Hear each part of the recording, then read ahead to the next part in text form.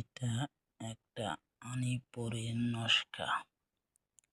এই নস্কা দ্বারাই যে কোনো আনিপরিরে হাজির করা পাবেন।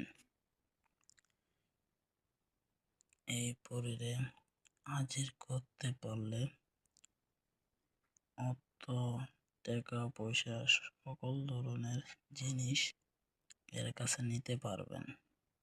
কিন্তু এই আনিপরিরে সাধন করে ওনার সাথে কথা বলা অনেক কষ্টের ব্যাপার। যদি করতে পারেন এই শখ দিয়ে একদম আনিপরিরে পেতে চাইলে কাফনের কাপড় নতুন কিনে যে কোনো মসজিদের ইমাম সাহেবের দিয়ে মৃত গোসল করে তাহলে এক নির্জন জায়গায় এবং কি বদ্ধ এক করে থেকে আমল করে যেতে হবে। আমল করে 3 ঘন্টা পরে আনিপরির দেখা মিলবে। কথা বলে ওনারে খুশি করে ওনার থেকে আপনি যদি কোনো জিনিস নিতে পারেন তাহলে উনি আপনার সকল ধরনের কার্যকলাপ করে দিবে।